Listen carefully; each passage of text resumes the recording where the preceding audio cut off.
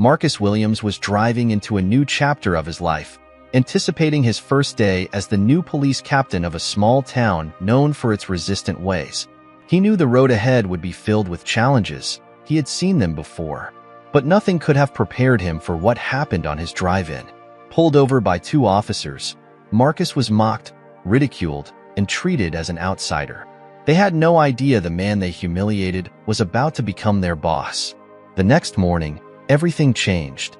The officers were in for the shock of their careers when they discovered their new captain was the very man they had degraded the night before. This wasn't just a change in leadership, it was a lesson in humility, one they wouldn't forget. If you are not subscribed, I recommend you subscribe and activate the bell so you don't miss any videos. The night stretched out endlessly before Marcus Williams, each passing moment adding to the sense of anticipation that hung in the air. As his car glided down the deserted highway, the moonlight spilled across the narrow asphalt, casting a pale glow that mingled with the bright beams of his headlights. Together, they illuminated the occasional road sign, worn and weathered, and the crooked silhouettes of trees standing sentinel along the route. The rhythmic hum of the engine provided a steady backdrop, a constant presence that seemed to mirror the turmoil of thoughts racing through Marcus's mind.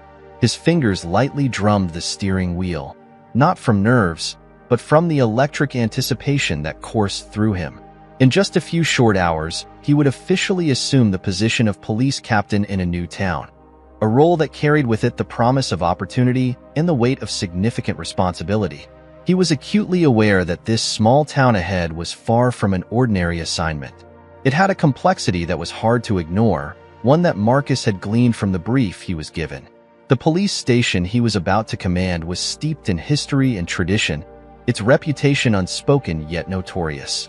It was a department rumored to be resistant to change, entrenched in old ways, and tainted by undercurrents of racism that swirled just beneath the surface. However, Marcus had never been one to shy away from difficult tasks, and he knew that this particular challenge would test him in ways few previous assignments ever had. The road stretched out before him, a quiet ribbon unfurling through darkened woods and sleepy farm towns that lay slumbering in the night. Occasionally, the flickering glow of a distant porch light would pierce the darkness, a solitary beacon in the vast expanse of rural isolation. Marcus adjusted his rearview mirror out of habit, even though there were no cars behind him. The only company he had was the faint hum of jazz playing softly through the car's speakers, a small comfort he had allowed himself during this journey. It had been a long time since he had felt the need to prepare himself so carefully for a new post, and he hoped it would help ease the tension that lingered in his chest. Marcus had encountered the harsh realities of policing before. He had served in various departments where his abilities were scrutinized from the outset, where the color of his skin often preceded him long before he had a chance to introduce himself. In the early days of his career, these moments had left him frustrated and angry, feelings that simmered just beneath the surface. However, over the years, he had learned to control that anger, tempering it into a steely resolve. His father's words echoed in his mind like a mantra. "You'll get there, son, but you've got to stay cooler than ice in the heat." His father, a retired sergeant, had faced his battles wearing a badge while black, and he understood the struggles that lay ahead for his son. Now, as he approached this new chapter, Marcus felt ready to confront those battles head-on once again. He was leaving behind a solid position in the city, one where he had earned respect through hard work and perseverance, though it hadn't come easily. He was stepping into the unknown, a small-town police department that hadn't exactly asked for him, but one that he was determined to transform. He envisioned achieving this not through force or antagonism, but rather through persistence, strategy, and genuine leadership that could inspire change. Yet, he wasn't naive.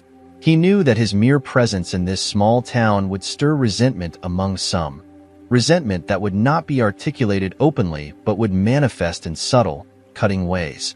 He had learned to recognize those signs early on: a joke made at his expense during roll call, a missed invitation to an off-duty gathering, or the cold shoulder from those unwilling to look beyond their prejudices. A flash of frustration flickered within him. Why did it always have to be like this? Why was every new assignment a reminder that, to many, he was a captain second and a black man first? He quickly pushed those thoughts aside. There was work to be done, and self-pity would not help him achieve his goals. The road dipped and twisted through a patch of forest that enveloped him on both sides, the trees towering like dark sentinels watching over his passage. Marcus checked the GPS on his dashboard, noting that he had approximately 2 hours left, maybe less. He glanced at the fuel gauge, just over a quarter tank. He would need to stop soon for gas, perhaps even grab a cup of coffee. The thought of hot coffee reminded him of how long it had been since he had taken a break. The miles passed in quiet solitude. Occasionally, an 18-wheeler would rumble past in the opposite direction, its headlights momentarily brightening the interior of Marcus's car before disappearing into the night. He considered pulling over to stretch his legs but decided against it. Something about this stretch of highway didn't feel welcoming. It was the kind of road where strangers were noticed, where questions might be asked, questions he didn't feel like answering tonight. As the darkness deepened outside the windshield, his thoughts drifted back to earlier moments in his career. He recalled the time when a senior officer had inadvertently misplaced his paperwork, leading to a reprimand he didn't deserve. Then there was the colleague who had gone out of his way to undermine him during a critical investigation, only to later claim it had been a misunderstanding. Throughout it all, Marcus had maintained his composure, never giving his detractors the satisfaction of seeing him falter. "They'll expect you to fold," his father had advised him once. "You can't give them that, not even for a second." But this time felt different. He wasn't merely joining a team. He was stepping into the role of leader. He would be the face of authority in a place where authority had likely always looked the same. Until now. He could feel the weight of this responsibility already, pressing down on his shoulders like the oppressive night surrounding the car. But Marcus welcomed that weight. It served as a reminder of why he was here. If you are still watching this video and find these stories useful, please comment number 1 below to let me know that you are still watching this video with me. Thank you for your valuable time. The jazz track faded, and the soft hiss of static filled the brief silence before the next song began. Marcus let out a slow breath, releasing the tension that had gathered in his chest. He wasn't nervous, not exactly. He was focused, grounded in the understanding that the stakes were high. Yet he also knew that victory wasn't about winning every battle. It was about discerning which fights truly mattered and ensuring he showed up prepared to face them. Up ahead, a gas station flickered into view, its neon lights buzzing faintly in the darkness. Marcus debated stopping, but ultimately decided to keep driving. He had enough fuel to reach the outskirts of town, and he didn't want to lose the momentum he had built up. He adjusted his seat slightly, settling in for the final stretch. The closer he got to town, the more his determination solidified. Whatever lay ahead, be it hostility, prejudice, or outright defiance, he was ready for it. He tightened his grip on the steering wheel, watching as the first faint hints of civilization appeared on the horizon. A distant water tower, a cluster of buildings huddled under the night sky. It wouldn't be long now before he arrived at his destination. His thoughts shifted toward the officers he would soon meet, the station house he would walk into, and the changes he intended to implement. He knew there would be resistance, perhaps even hostility. But Marcus had never been one to back down from a challenge. Though the night seemed to stretch out endlessly before him, with every mile, he felt himself drawing closer to a new beginning, ready to embrace whatever awaited him. As Marcus Williams set off on what would undoubtedly be a transformative chapter in his career, he felt an intriguing blend of anticipation and uncertainty swirling within him. The town that loomed ahead was unfamiliar, its streets still veiled in the shadows of night, and the contours of his future there remained obscured. Yet one undeniable truth hung in the air like a thick fog. Change was imminent. The existing officers at the station, set in their ways and comfortable in their routines, were about to face a shift in their world. A shift that Marcus was determined to lead, regardless of whether they welcomed it. The serene calm of the road ahead shattered as the unmistakable glow of red and blue lights filled his rearview mirror, cutting through the darkness with an almost accusatory brightness.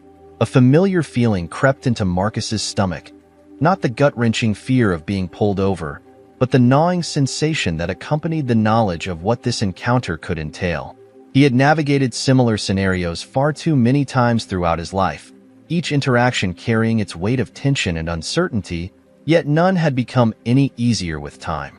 The wailing sirens echoed behind him like a haunting reminder of the unpredictability of his circumstances.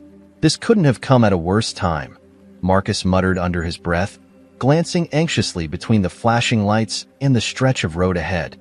His mind raced with thoughts of his new role and the fresh start he had hoped for, now tainted by this unwelcome detour. He activated his turn signal and gradually steered his car to the side of the road, the crunch of gravel beneath his tires resonating in the stillness of the night.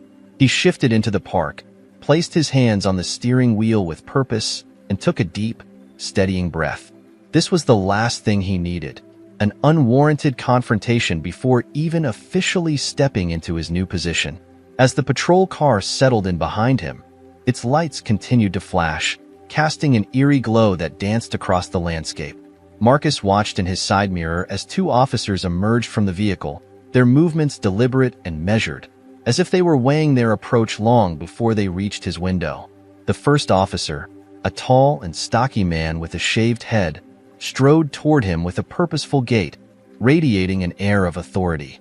His partner, slightly shorter and exuding an unmistakable air of casual arrogance, took his time walking around the back of Marcus's car, his eyes scanning the vehicle with feigned nonchalance. The immediate recognition of their roles sent a shiver down Marcus's spine.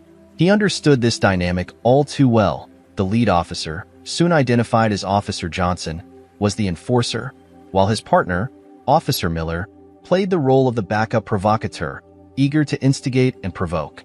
Marcus had witnessed this performance too many times, each interaction a disturbing reflection of the power dynamics at play.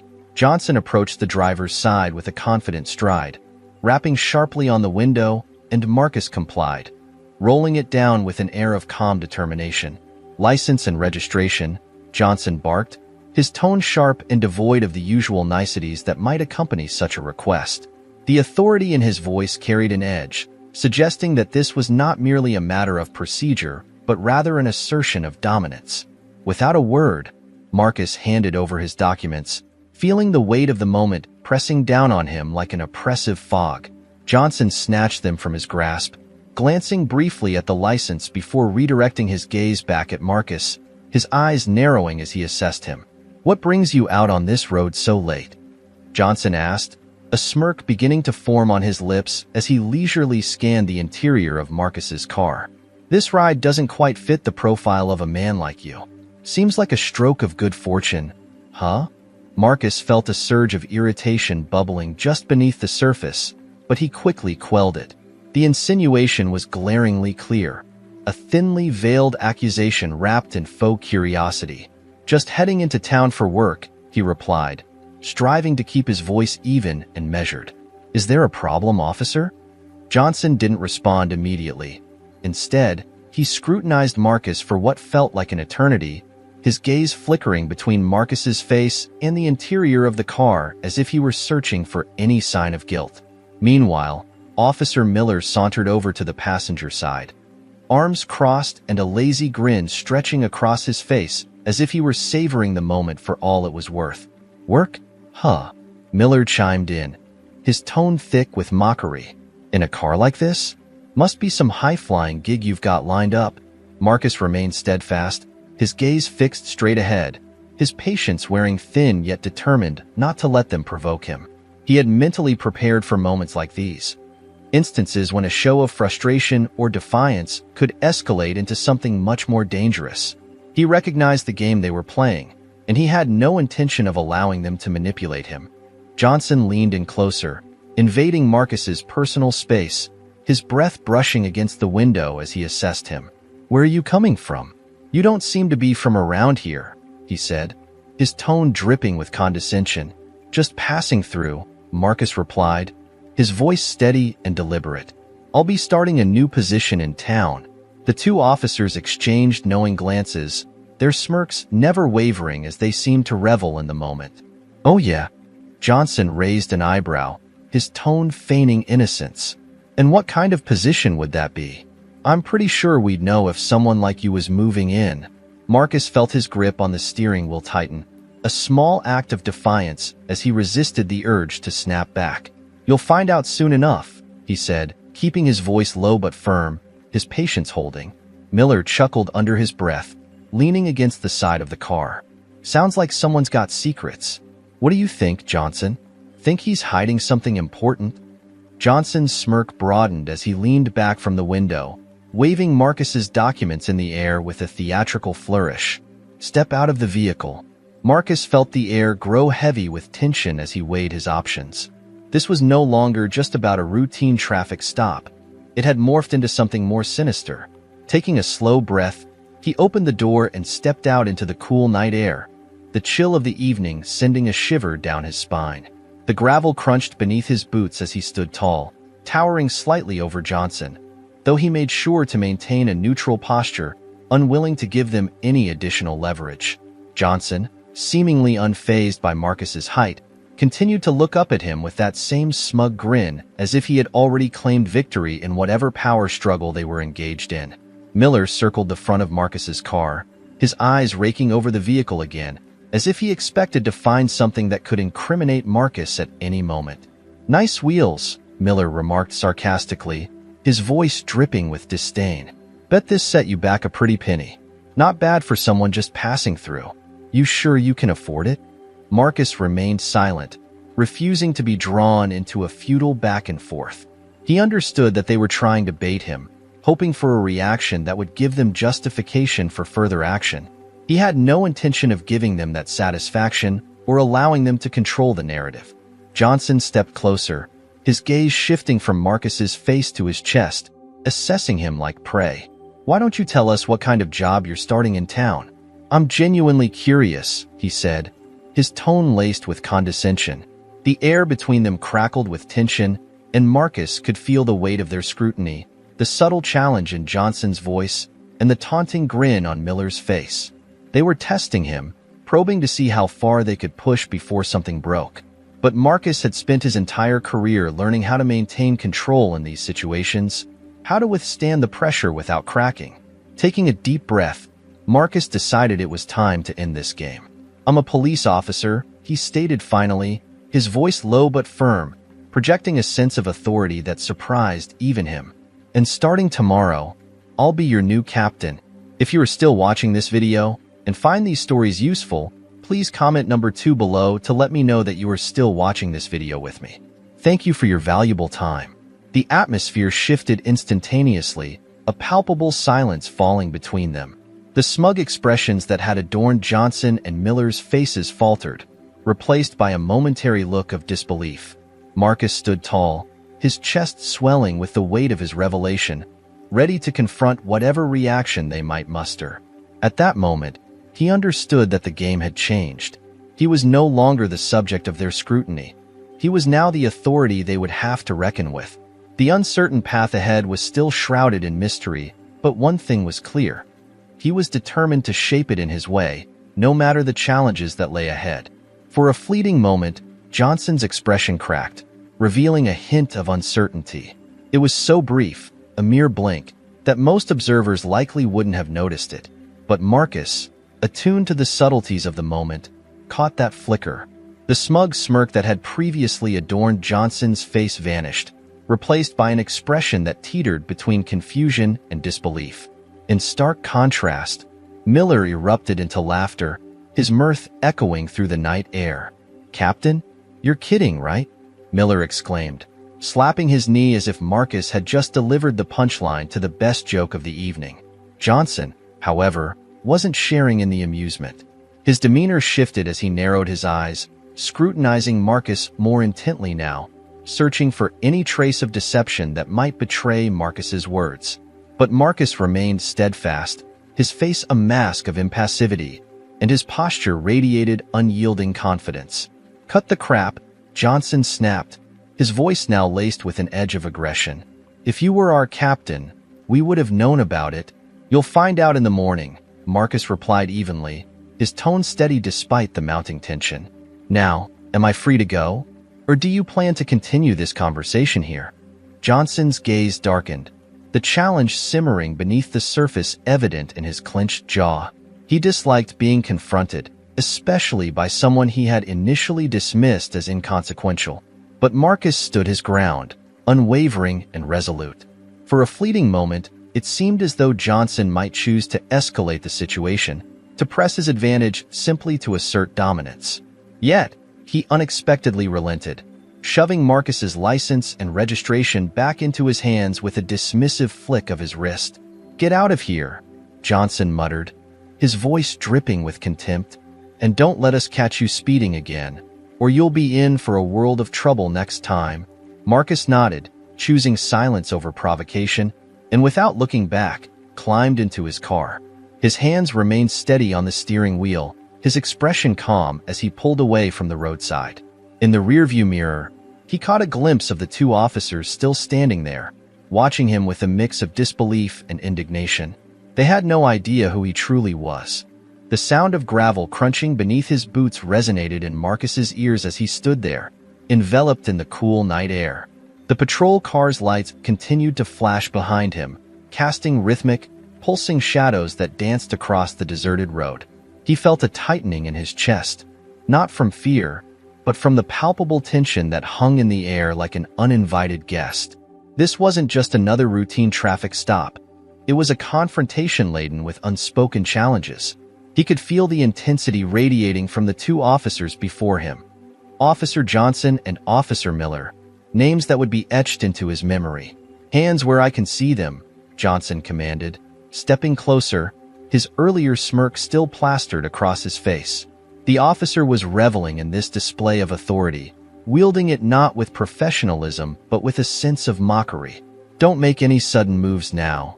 Wouldn't want to mistake you for a threat," Marcus complied, raising his hands slowly, his face a stoic mask.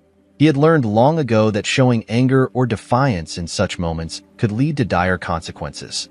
He stood silent as Johnson circled him like a predator, keenly assessing his prey.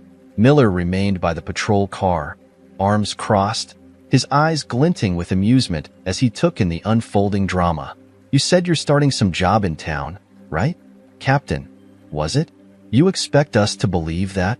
Johnson's tone was dripping with sarcasm, each word laced with condescension. Miller snorted from the side, barely able to contain his laughter. "Captain? Man, I've heard some stories in my time, but that one takes the cake. Looks like we got ourselves a real comedian here." Marcus remained silent, his gaze fixed ahead, refusing to take the bait. Every muscle in his body was taut, yet he forced himself to remain composed. This was a game he had played before, one he understood all too well, and he knew that losing his temper would only play into their hands. Johnson stepped even closer, invading Marcus's space to the point where he could smell the faint trace of aftershave mingled with stale cigarette smoke. The officer's grin widened, and he let his eyes rove over Marcus's figure before locking back onto his face. "You think you're something special, don't you?" Johnson asked, his voice lowering to a conspiratorial whisper. "Rolling into our town in a fancy car, talking big, but you're just like every other punk who thinks he can do what he wants because of who he is. Guess what? You're no different." Marcus clenched his jaw, determined not to let the simmering anger boil over. He had faced far worse confrontations than this. In comparison, this was merely an annoyance. He was in control, always in control. Suddenly, Johnson reached into his jacket pocket and produced an apple, tossing it lightly in his hand. The smirk on his face grew broader, his satisfaction palpable. "Tell you what, let's make this interesting," he proposed, his voice oozing smug confidence. He stepped back and held the apple up to Marcus's face, his eyes gleaming with malicious intent. "Hold this," Johnson commanded, pressing the apple into Marcus's palm. Confusion flickered across Marcus's features as he looked down at the fruit, bewildered by where this was headed. Johnson laughed, clearly enjoying the perplexity he had created. "Go on," he urged, stepping back even further, his hand resting possessively on the holster of his gun. "Put it on your head." For the first time, the veneer of Marcus's calm began to crack. He stared at Johnson, his eyes narrowing slightly, but he remained motionless.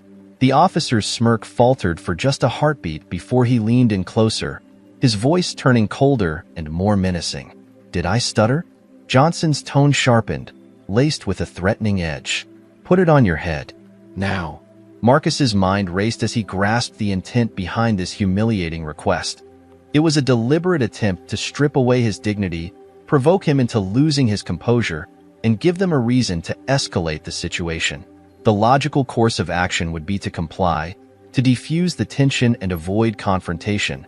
But the mere thought of playing along with this cruel game, of placing that apple atop his head like some sort of target, sent a wave of fury coursing through him. Still, he had learned to choose his battles wisely, and this wasn't the right moment to fight. Slowly, with deliberate precision, Marcus raised the apple and set it atop his head, each movement calculated and steady. Johnson and Miller exchanged triumphant grins, the satisfaction of their perceived victory evident in their expressions. Marcus stood perfectly still, hands at his sides, jaw clenched tightly as he stared straight ahead, resolutely refusing to meet their mocking gazes. Johnson took a few deliberate steps back, his fingers tapping the holster of his gun in a calculated manner, as if he were weighing his next move with a disturbing amount of deliberation. "You know," he called out, his voice loud and dripping with taunting bravado, "I've always wondered if I could hit a target like that from here. What do you think, Miller? You think I could pull it off?" Miller chuckled, leaning casually against the patrol car, his posture relaxed but his eyes sharp. "Oh, I don't know, man.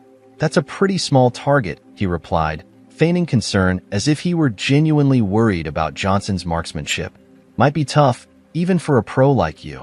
Johnson's hand lingered near his gun, his fingers flexing slightly, a gesture that sent an involuntary shiver down Marcus's spine. He felt his heart pounding fiercely in his chest, the primal instinct to flee battling with the necessity to remain still and silent. He understood all too well that escalating the situation would only worsen his predicament. In Johnson's eyes, Marcus could see the flicker of malice, the sadistic thrill that came from wielding power over another. This was no longer a matter of enforcing the law. It was a brutal display of control, a twisted game to assert dominance and intimidate. The night air hung thick with tension, the atmosphere electric and oppressive. The only sounds breaking the silence were the soft rustle of leaves stirred by the wind and the occasional hum of a distant car passing by. Marcus's mind raced with a torrent of potential outcomes, each one darker than the last. He knew that a single misstep could lead to disaster, but he also understood that he couldn't afford to show any sign of weakness. Finally, Johnson took a step back, his hand moving away from his gun, yet the smirk on his face remained, a twisted mockery of goodwill. "Nah," he said with a laugh, dismissing the threat like it was a trivial concern. "I'll let you off easy this time. Wouldn't want to make a mess out here on the highway. Too much paperwork." If you are still watching this video and find these stories useful, please comment number 3 below to let me know that you are still watching this video with me. Thank you for your valuable time. Miller chuckled along, shaking his head as if they had just shared a private joke that only they could understand. "Yeah, wouldn't want that. Plus, it's late. Bet our friend here's got to get some rest before his big day tomorrow," he added, the insinuation hanging heavily in the air. With a sudden shift, Johnson stepped closer again, his hand darting out to snatch the apple perched precariously on Marcus's head, a cruel twist in their cruel game. He tossed it into the dirt, watching it roll away with a satisfied grin before turning back to Marcus, his smile a mask of cruel delight. "You can go now," he said, his tone laced with sarcasm. "Consider that your lucky break." Marcus stood frozen for a moment, the humiliation flooding through him like ice water. The weight of the situation pressed down on his shoulders, but he forced himself to maintain a stoic demeanor, his face a carefully crafted mask of impassivity. He slowly lowered his hands and stepped toward his car, opening the door and sliding into the driver's seat without uttering a single word. Although his heart still pounded in his chest, outwardly, he presented a facade of calm. Years of experience had taught him the importance of concealing the storm brewing inside. As Marcus turned the ignition, Johnson leaned down to the open window one last time, his voice low and threatening. "Don't think we won't be watching you, Captain," he sneered, the venom in his words unmistakable. "We'll be keeping a close eye on you." Without waiting for a response, Johnson turned away, strutting back to his patrol car, his laughter mingling with Miller's as they climbed inside. The red and blue lights continued to flash in the darkness as Marcus pulled back onto the road, his grip tightening around the steering wheel. In the rearview mirror, he watched as the patrol car lingered for a moment before finally turning off its flashing lights and speeding away into the night. Marcus exhaled slowly, feeling the tension still knotted in his chest, a reminder that this encounter was far from over. Tomorrow, when he stepped into the police station in his new role as captain, Johnson and Miller would be there, and everything would change. He had endured their taunts and humiliation because he understood the stakes involved. This wasn't merely about enduring, it was about seizing control. As the highway stretched out before him once again, Marcus felt the weight of the night lifting slightly. His eyes focused straight ahead, his mind already racing through strategies and plans. Tomorrow would be a new day, a day when he would remind those officers exactly who they had been dealing with all along. By the time he reached the edge of town, the first light of dawn began to creep over the horizon, painting the sky in shades of deep black, giving way to soft grays and vibrant lavenders. Though the events of the night still lingered heavily in his mind, every detail of his encounter with Johnson and Miller replayed like a relentless loop. The smugness in their voices, the humiliating apple on his head, the unspoken threat that hovered between them like a storm cloud. Marcus gripped the steering wheel tighter, the leather cool against his palms. He had stayed calm, as he always did, but the anger simmered just beneath the surface, waiting for an outlet. He had dedicated his entire career to preparing for moments like these, not the humiliations, but the opportunities that arose from them. He knew he couldn't afford to lash out in the heat of the moment. Change didn't come through impulsive actions. It came when those in power least expected it, when the ones they tried to crush transformed into the very individuals holding the reins of authority. As Marcus's car rolled into town, the streets lay still and quiet, the morning barely waking. A few coffee shops were beginning to stir, their owners unlocking doors and sweeping sidewalks in preparation for the day ahead. Marcus drove past the familiar sights, his focus unwavering as he contemplated his next steps. The small police station loomed near the heart of town, an unremarkable brick building that resembled a post office more than a place of law enforcement. Yet inside that building lay the two men who had tried to belittle him the night before, along with a team of officers eager to see what kind of leader their new captain would be. He pulled into the parking lot of his hotel, a modest roadside and just minutes from the police station. After checking in, he quickly dropped off his bags, took a refreshing shower, and changed into his crisply pressed uniform. The captain's insignia gleamed on his chest, a subtle but unmistakable symbol of the authority he now commanded. He stood in front of the mirror for a moment, adjusting his collar, ensuring every detail was impeccable. There was no room for error, not today. When Marcus finally arrived at the police station, the sun had fully risen, casting a warm golden light over the building. He stepped out of his car with determination, his polished boots clicking firmly against the pavement as he strode toward the entrance. The morning air was cool, carrying the fresh scent of pine and dew-kissed grass. It was the kind of morning that typically felt ripe with potential, but Marcus knew better than to expect a warm reception. Inside the police station, the atmosphere was marked by a mix of early morning calm and underlying tension. As Marcus stepped through the entrance, the front desk officer, a young man with sandy-colored hair and wide, anxious eyes, looked up from his paperwork. His gaze quickly traveled from Marcus's face to the gleaming captain's badge prominently pinned to his chest. In an instant, the officer's expression transformed from mild curiosity to a palpable sense of panic.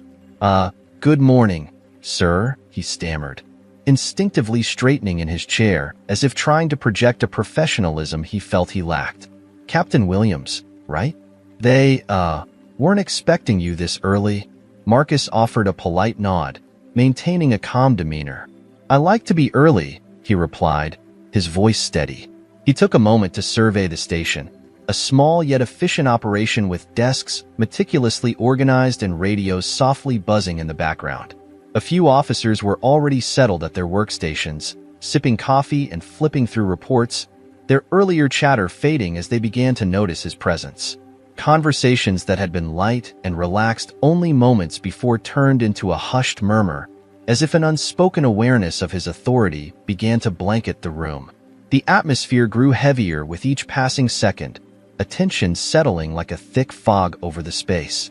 From the far side of the room, Marcus's eyes fell on Johnson and Miller, two officers who were standing near the bulletin board, engrossed in a quiet conversation. Their body language was relaxed, their postures confident, seemingly oblivious to the shift in the room's energy. They hadn't noticed him yet, and Marcus took a moment to study them. How at ease they appeared, oblivious to the fact that their world had been irrevocably altered since the night before. He began to approach them, each step purposeful and measured. His boots echoed on the tiled floor, the sound sharp and distinct, drawing the attention of those nearby. Johnson was the first to notice, his head turning slightly. For a brief moment, his expression remained neutral, but recognition quickly dawned in his eyes, draining the color from his face. The relaxed posture he had maintained moments before stiffened, and the smirk that had seemed so confident the previous night vanished entirely. Miller, sensing the shift, turned to follow Johnson's gaze. His reaction was almost comical, a double take followed by a flash of disbelief that rapidly morphed into evident discomfort. "Well, good morning," Marcus said evenly, his voice carrying just enough authority to slice through the tension hanging in the air. "Johnson, Miller." Neither officer uttered a word. Instead, they exchanged uneasy glances, their earlier bravado swiftly replaced by an unmistakable dread. It was one thing to taunt a stranger on the road. It was another entirely to confront that same man now standing before them, not as a powerless civilian, but as their commanding officer. Marcus allowed the silence to stretch, savoring the discomfort that enveloped them like a heavy shroud. Then, with a slight tilt of his head, he broke the stillness. "I believe you both had the pleasure of meeting me last night," he continued, his voice calm but laced with a subtle edge. "Though I suspect you weren't aware of my identity at the time." Johnson cleared his throat, his discomfort palpable as he struggled to regain his composure. We didn't realize, sir." "No," Marcus replied smoothly, his tone clipped. "You didn't." Miller fidgeted, his gaze dropping to the floor, visibly unsettled. Johnson, still fighting to recover some semblance of dignity, attempted a weak smile. "It was just a misunderstanding, Captain. We were just—" Marcus raised a hand, cutting him off with a firm gesture that silenced any further excuses. "I don't want to hear your explanations," he said decisively, his tone brooking no argument. "What matters now is how we will move forward. As of today, I am in charge, and changes will be implemented." The officers in the room exchanged wary glances, some appearing curious, others more cautious. Marcus could feel the weight of their scrutiny, but he welcomed it. This was his moment to establish the ground rules, to make it clear that he would not tolerate any insubordination. "I expect professionalism from every one of you," Marcus continued, his gaze sweeping across the room with authority. "That means no more games, no more disrespect, and absolutely no abuse of authority. Understood?" The silence stretched uncomfortably, heavy with unspoken resentment. Johnson and Miller both nodded, though their expressions revealed their disdain. Marcus was unfazed. He was not there to win their favor, but to assert his leadership. "Good," he stated, his voice steady and resolute. "There will be an internal review of your conduct from last night. Independent observers will be brought in to ensure transparency in the process. I trust you will cooperate fully. If you are still watching this video and find these stories useful, please comment number 4 below to let me know that you are still watching this video with me. Thank you for your valuable time." The color drained further from Johnson's face, while Miller looked as if he might be sick. Marcus let the weight of his words settle in the air before turning on his heel to address the rest of the room. "I'll be in my office if anyone needs me," he announced, his tone neutral yet commanding. "Get back to work." With that, Marcus strode purposefully toward the captain's office at the far end of the station, leaving the stunned officers in his wake. He could sense their eyes on him, but he refused to look back. The door to his office clicked shut behind him, sealing off the tension from the world outside.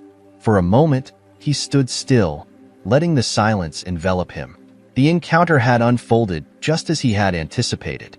He had set the tone, made it abundantly clear who held authority, and planted the seeds for the changes that were to come. This was merely the beginning, but it was a crucial first step. As the sun poured brightly over the police station, Marcus settled into his office. The hum of the overhead fluorescent lights mingled with the distant shuffle of papers beyond his door. He had arrived early, but now the station was alive with activity. Officers filed in, some engaging in hushed conversations while others were already immersed in their morning assignments. Yet, the lingering tension in the air was unmistakable. Leaning back in his chair, Marcus surveyed the space that was now his domain. The furniture was basic, a sturdy desk, a file cabinet, and a few chairs. But he understood the significance of this office. It represented more than just authority. It was a battleground where he would demonstrate not only his competence, but also his resilience in the face of inevitable opposition. A knock at the door broke the silence, and Marcus chose not to respond immediately, allowing the moment to stretch. A second knock followed, this one more tentative and uncertain. "Come in," he finally said, his voice measured and inviting. The door creaked open slowly, and Officer Johnson stepped inside, his usual bravado noticeably absent, replaced by an air of uncertainty. Behind him, Officer Miller lingered awkwardly in the doorway, hesitating as if reluctant to step into the proverbial lion's den. Marcus gestured toward the two chairs positioned in front of his desk, signaling for them to take a seat. "Have a seat," he said, his voice steady and firm. The officers exchanged glances filled with unspoken tension before reluctantly settling into the chairs. Miller's expression betrayed a deep desire to be anywhere but there, while Johnson made a half-hearted attempt to project an air of nonchalance, though it faltered under Marcus's unwavering gaze. Marcus folded his hands on the desk, meeting their eyes with an intensity that brooked no nonsense. "Let's get one thing straight," he began, his tone calm yet authoritative. "I'm not here to settle personal scores. What happened last night is a closed chapter. However, from this moment on, everything is about to change. I will ensure that happens." Johnson shifted uneasily in his seat, the fabric of his uniform creaking softly. "With all due respect, Captain, we didn't mean—" Marcus held up a hand, cutting him off decisively. "Don't. Whatever justification you were about to offer won't matter. What truly matters now is your conduct from this point forward." Miller opened his mouth as if to interject but thought better of it. Marcus's unwavering stare seemed to peel away the remaining bravado they had brought into the room, leaving behind a stark vulnerability. "There will be an investigation," Marcus continued, his voice unyielding. "Independent observers will be reviewing the incident from last night, and I expect full cooperation from both of you. Any form of resistance or lack of transparency will be met with severe consequences." Johnson swallowed hard, the gravity of Marcus's words sinking in. "Understood, Captain." "Good," Marcus replied, leaning forward slightly, his demeanor both assertive and resolute. "And let me be unequivocally clear. I will not tolerate any form of misconduct under my command, be it harassment, discrimination, or abuse of power. Do I make myself clear?" Both officers nodded, though their faces were taut with suppressed resentment. Marcus could sense the storm of emotions brewing just beneath their composed exteriors: resentment, frustration, and perhaps even a twinge of fear. He wasn't naive. He understood that the kind of change he intended to implement would likely provoke resistance, but he was ready to face it head-on. Marcus rose from his chair, signaling the conclusion of the meeting. "You're dismissed." Johnson and Miller stood, exchanging curt nods before turning to leave. As the door clicked shut behind them, Marcus allowed himself a brief moment of satisfaction. The encounter had unfolded exactly as he had envisioned. Calm, professional, and unyielding. He had set the tone. Now it was up to them to determine their response. In the main office, the atmosphere remained thick with tension.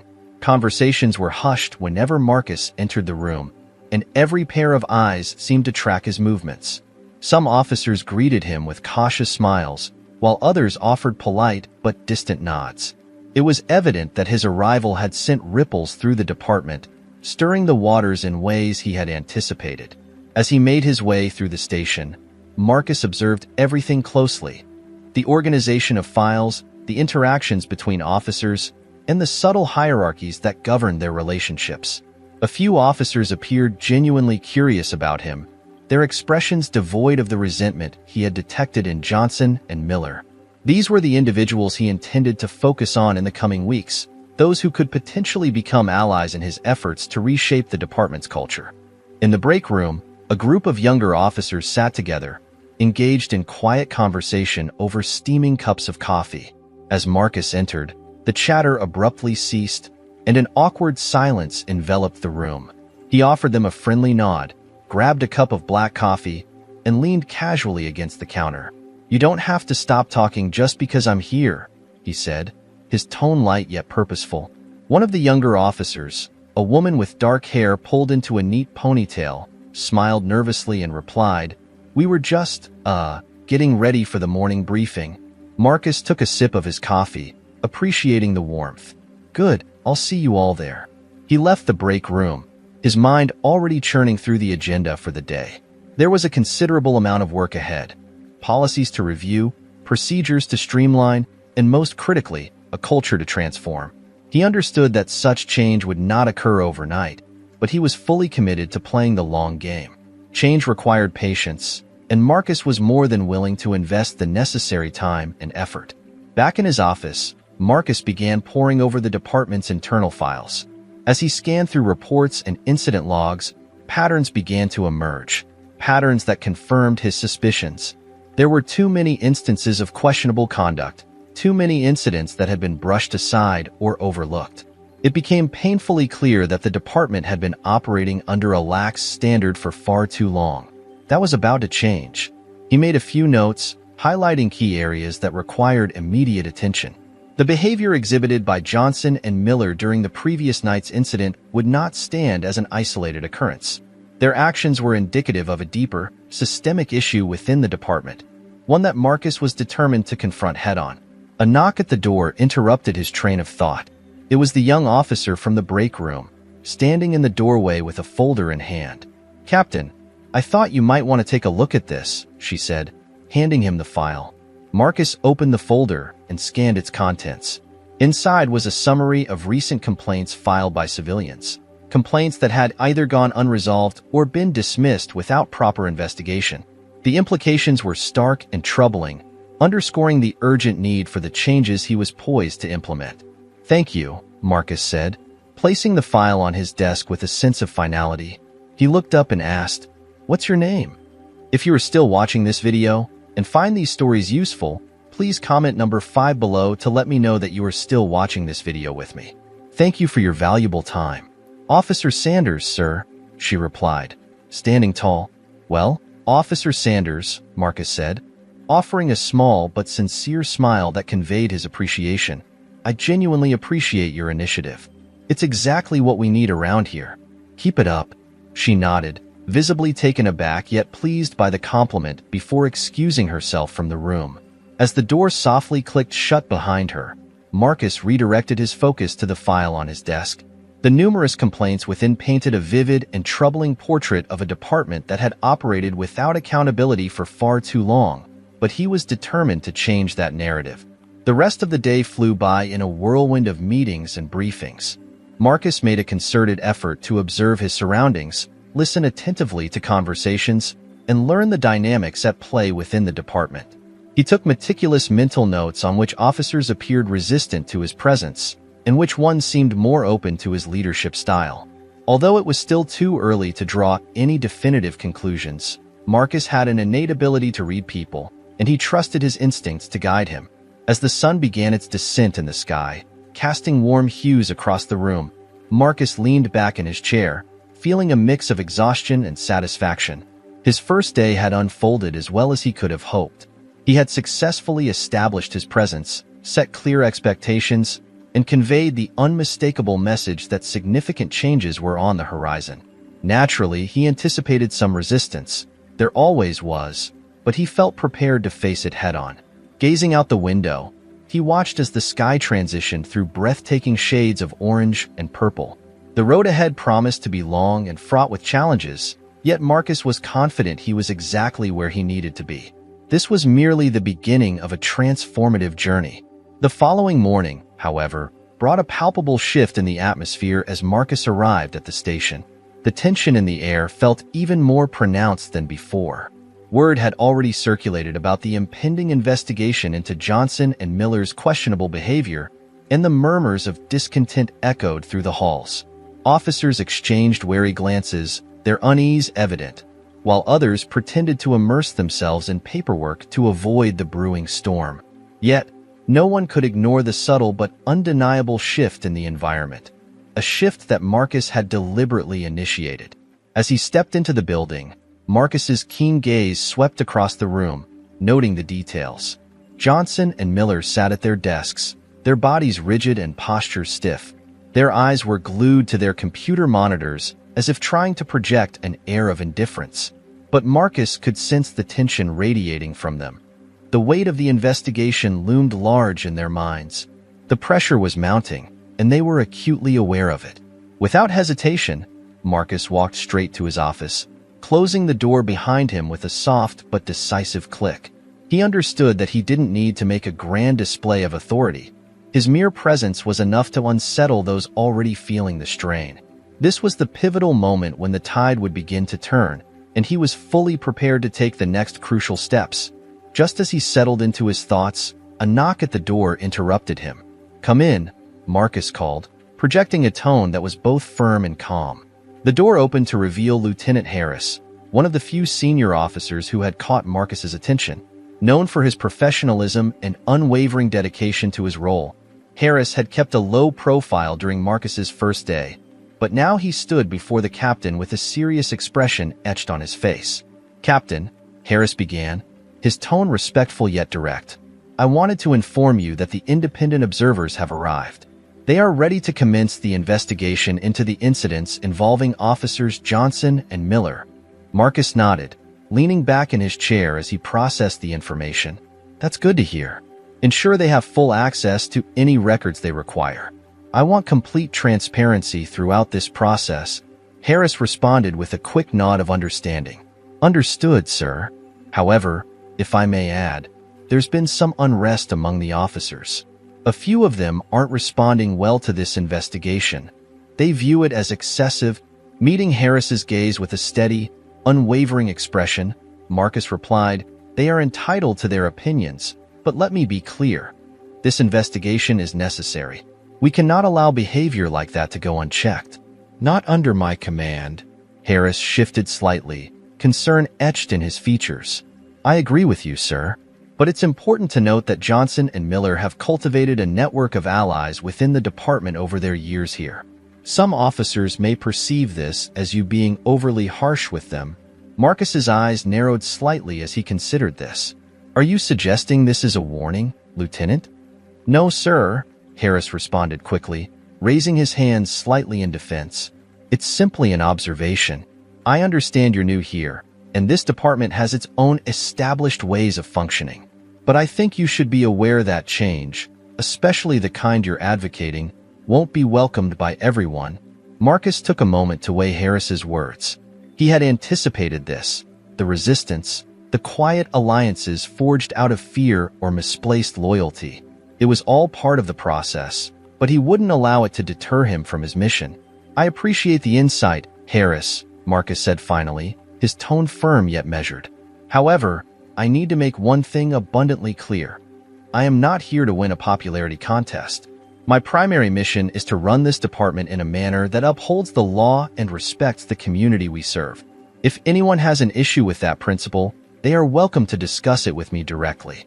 But let me be clear, I will not tolerate any form of misconduct, and I refuse to turn a blind eye to it." Harris nodded in agreement, his expression resolute and supportive. "Understood, Captain. I'll ensure that the observers get the information they need without delay." As Harris exited the office, Marcus took a moment to collect his thoughts. He was acutely aware that advocating for accountability would not come without repercussions, but he had never been one to shy away from a challenge.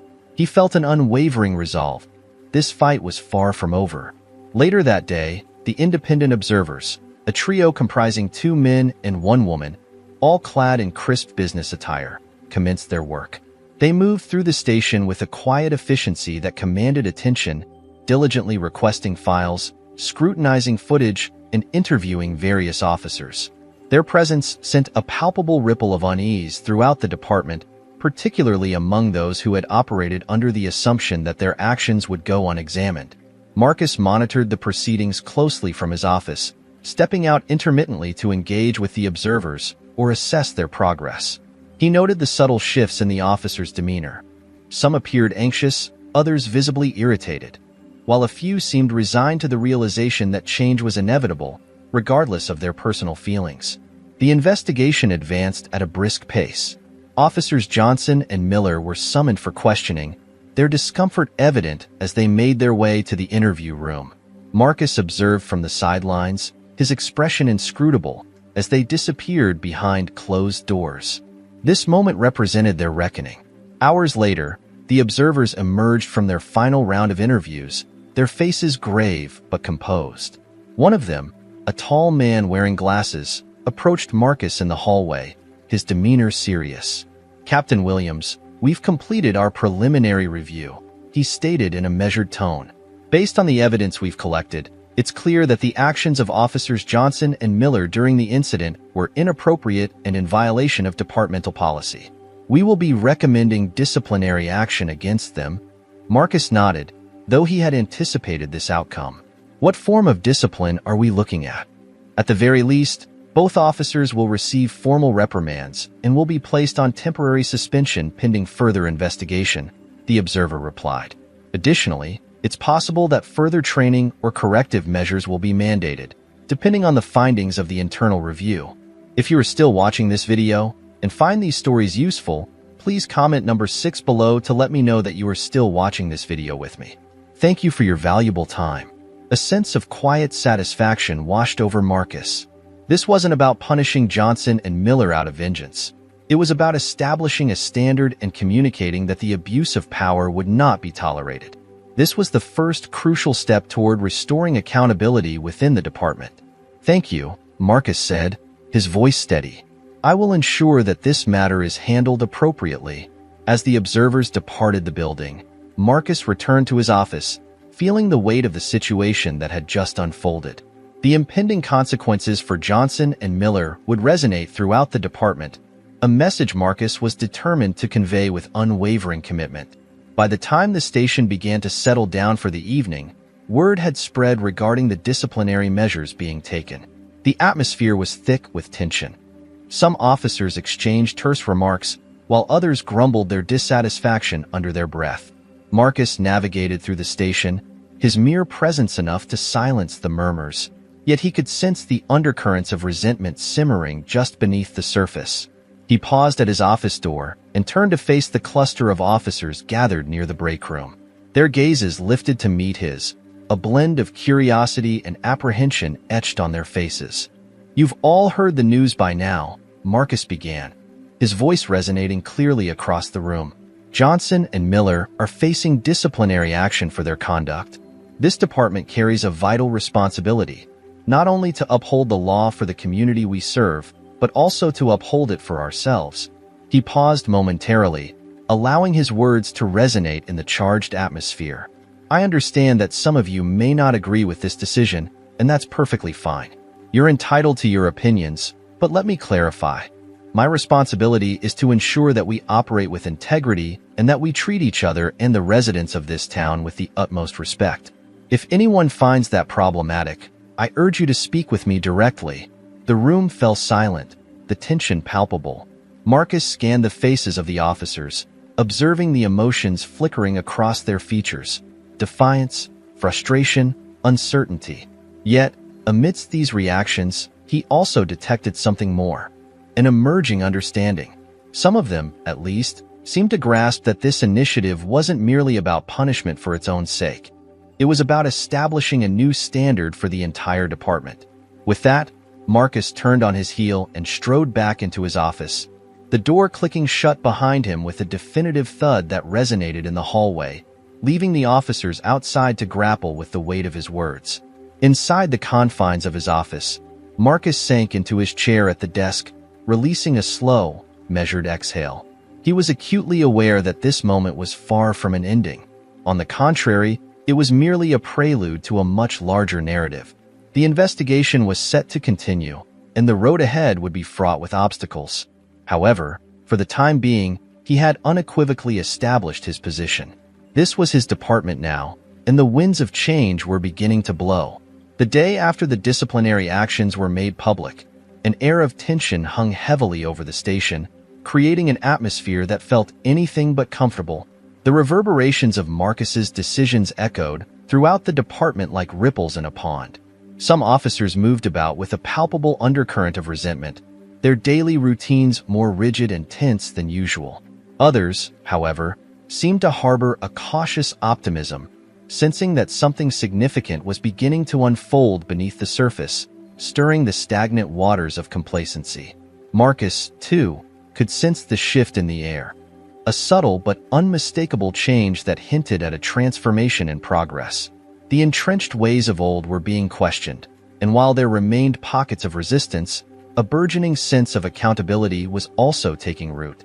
As he sat in his office, the door ajar to the vibrant bustle of the station, a soft tap on the doorframe drew his attention. Lieutenant Harris stood there, report in hand, his expression a mix of professionalism and curiosity. "Captain," he began, stepping inside with an air of purpose. "The formal suspensions for Johnson and Miller have been processed. They've been placed on temporary leave, and their records have been officially updated with the reprimands." He handed the report over, and Marcus took the file, flipping through its contents with a methodical precision.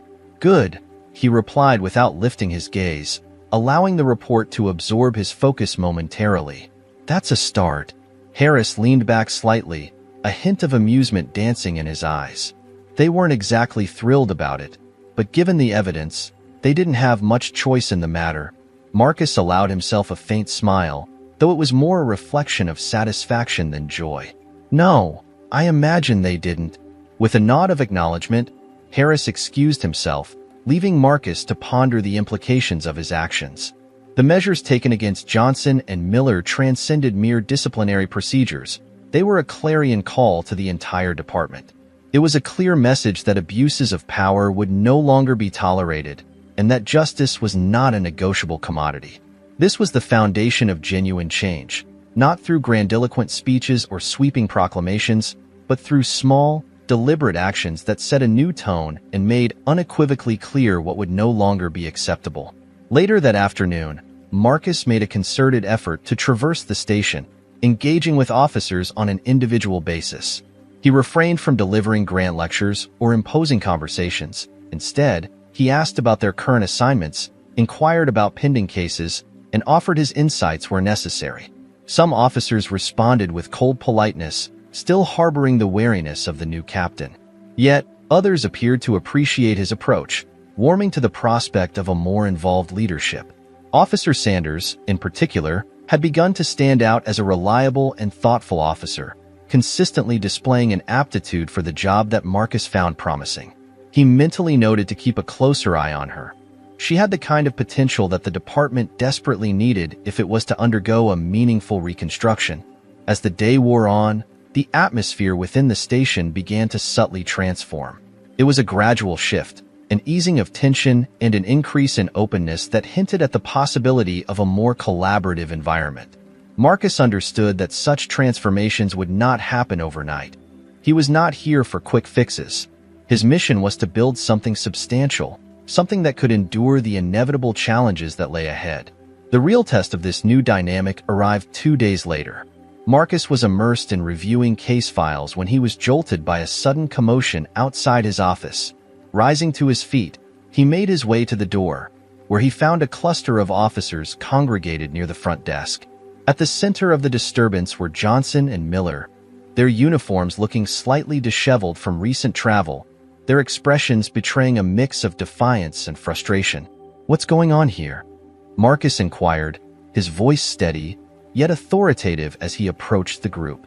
Johnson turned to face him, a flicker of smugness flashing across his features momentarily. "We've got some friends in higher places, Captain," he declared with a derisive sneer. "They're not too pleased with how you've been running things around here." Miller, positioned just behind Johnson, folded his arms defiantly and added, They're talking about bringing in someone else, perhaps a captain who knows how to handle a station like this." Marcus raised an eyebrow, unimpressed by their bravado. "Is that so?" he replied, maintaining his composure. Johnson wore a confident smile, evidently expecting Marcus to falter, to second-guess his authority in the face of their threats. But Marcus had encountered far greater challenges than these two before, and he refused to allow intimidation to sway him now.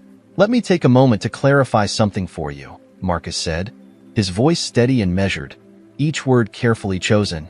"This station is not reverting to its former state. Not today, not any day in the future. If you think that manipulating connections with your old friends will alter that reality, then you're sorely mistaken. If you are still watching this video and find these stories useful, please comment number 7 below to let me know that you are still watching this video with me. Thank you for your valuable time." Johnson's smirk wavered slightly at Marcus's words, a flicker of uncertainty crossing his face. Sensing the shift in the atmosphere, Marcus closed the distance between them, his intense gaze fixed firmly on both men. "You have been granted an opportunity to learn from the missteps of your past," Marcus continued, his tone firm yet resolute. "How you choose to navigate that opportunity is entirely in your hands. But make no mistake, if I catch even the slightest whiff of misconduct from either of you moving forward, it won't just lead to a suspension. You will be out of this department for good. No chance for redemption. Is that understood?" The air crackled with tension, a palpable energy that hung heavily between them, but Marcus remained unyielding. This was the defining moment, the point where they either embraced the new reality he was enforcing or crumbled under its weight. Johnson and Miller exchanged a glance, a silent communication filled with unspoken challenges. For a fleeting moment, it appeared they might push back against him, but eventually, their resistance gave way, and they nodded slowly, albeit begrudgingly. "Yes, Captain," Johnson muttered, the fight in his voice dissipating. Marcus held their gaze for a fraction longer, measuring their sincerity, before giving a curt nod in response. "Good. Now, return to your duties." The two officers, their previous bravado deflated, turned and walked away with their heads lowered. The other officers who had been observing the tense exchange quickly dispersed, returning to their tasks as the air of authority began to settle back into the room. Marcus remained for a moment, watching as the atmosphere shifted back to its regular cadence. This was a small victory, but it was crucial. The power struggle had reached its apex, and Marcus had emerged victorious. Not through brute force or intimidation, but through quiet, unwavering resolve. After the confrontation, he retreated to his office, shutting the door behind him with a soft click. For the first time since he had taken command of the station, he allowed himself a brief moment of respite. The hardest part of the battle was over. He had laid the groundwork for change, and now it was time to build upon it. In the weeks that followed, the department began to undergo a significant transformation. Challenges remained, and moments of resistance still arose, but gradually, the culture began to shift. Officers like Sanders and Harris stepped up, becoming the cornerstones of the new order Marcus was establishing. Even Johnson and Miller, despite their initial reluctance, started to align themselves with the changes. Marcus didn't seek accolades or recognition for the progress he had made. That was never his intention. His reward lay in the subtle yet powerful shifts within the station. The grievances that were taken seriously, the officers who began to treat one another with newfound respect, and the quiet sense of pride that started to blossom within the department. One evening, as Marcus sat at his desk poring over reports, the phone buzzed, breaking the silence. It was a call from the mayor's office, delivering a congratulatory message that acknowledged the positive changes taking root at the station. Marcus expressed his gratitude to the mayor's assistant before hanging up, a satisfied smile unfurling on his face. This wasn't about personal triumph, it was about justice. It was about knowing that, in a small yet significant way, he had made a tangible difference. As Marcus secured his office for the night and stepped out into the cool embrace of the evening air, he felt a profound sense of peace that had eluded him for far too long. The journey ahead would undoubtedly be long and fraught with challenges, but for the first time in a while, he felt certain of one thing. He had set out to effect change, and he had succeeded. Justice, at long last, had begun to take root once again. Thank you for watching. We've covered some powerful insights today, and I'd love to hear from you. What's one key takeaway you've learned so far that you plan to put into practice in your life? Please share your thoughts in the comments below. If you enjoyed this video, don't forget to like, share, and subscribe to our channel for more content. Your support means a lot and helps us continue to provide valuable information. Until next time, take care